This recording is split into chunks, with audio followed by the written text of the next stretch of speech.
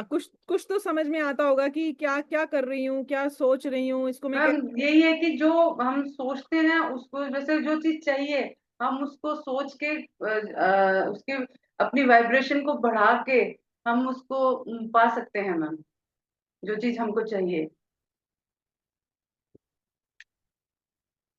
Thank you ma'am. अब ना बात समझते हैं कि आबिद भाई ने बोला कि जो हम विचार कर रहे हैं वो विचार हमें 3D में दिखना, यानी रियलिटी में दिखना। साफिया ने बोला कि हमारा नेगेटिव भी हमारा पॉजिटिव भी, जो भी हमारा सोच विचार चल रहा है वो हमें रियलिटी में दिखना। आपने बोला कि हायर वाइब्रेशन में रह के मैनिफेस्ट करना। सारी ही बातें ठीक हैं, ठीक है।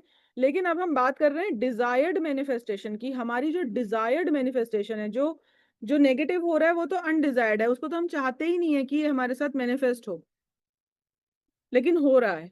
और डिजायर्ड मैनिफेस्टेशन के लिए अगर हम कोई टारगेट रखते हैं तो 10 में से 2 अचीव हो रहे हैं या 3 अचीव हो रहे हैं, 10 में से 11 नहीं अचीव हो रहे।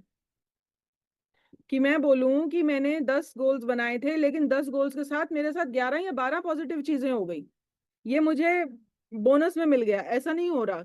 ऐसा बहुत कम लोग बोल रहे हैं कि मैंने एक गोल बनाया था, वो गोल मैनिफेस्ट करना था, लेकिन उस मैनिफेस्टेशन के साथ मेरे साथ ये भी ब्लेसिंग हो गया कि जो मेरा ये वाला काम हुआ ये भी मेरे लिए ब्लेसिंग था, ये भी मेरे लिए ब्लेसिंग था। ऐसा नहीं बोल रहे हम।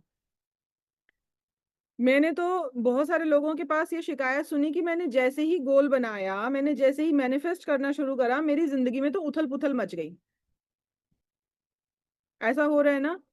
और उथल पुथल मचने का मतलब है कि मेरी जॉब चली गई, मेरी प्रीवियस जॉब चली गई। मैं तो नई जॉब मैनिफेस्ट कर रही थी, मेरी तो पिछली भी चली गई। अब समझना ये था कि नई के लिए तैयारी होना शुरू हो गया। नया जॉब आपने बड़ा बड़ा चैलेंज मैनिफेस्ट किया था, और बड़े चैलेंज को मैनिफेस्ट करने के लिए वो छोटी वाली जो चीज थी वो हाथ से चली गई, क्योंकि आपका फोकस एक तरफ नहीं बन पा रहा था। अब वो पूरा फोकस लेकर आने के लिए वो पेन भी आ गया। हमने एक बात सुनी है, ब्लेसिंग इन डिस्गाइज, यानी जब मेरे पास कोई विपदा आई तभी मुझे पता चला कि मेरे पास एक स्पिरिचुअल पावर है जिसको रेज करके मैं अपनी जिंदगी को बेहतर बना सकती हूँ। ऐसा ही हुआ ना।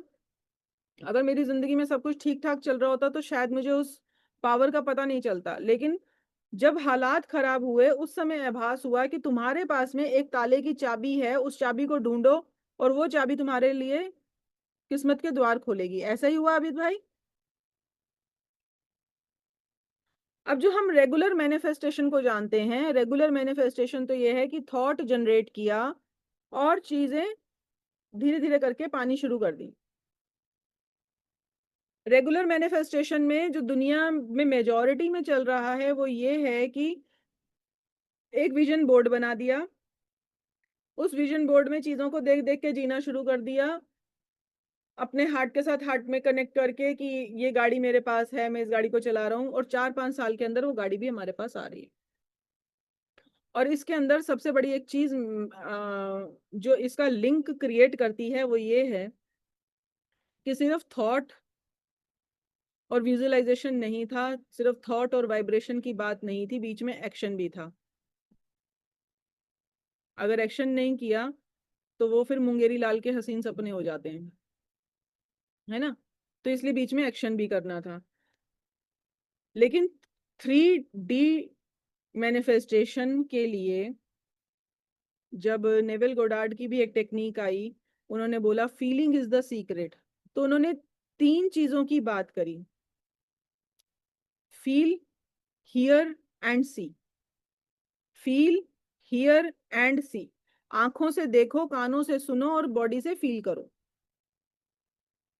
ये 3D डायमेंशनल मैनिफेस्टेशन था। इसके बाद आता है 4D डायमेंशनल, फोर्थ डायमेंशनल। इसको क्या था, इसमें क्या था?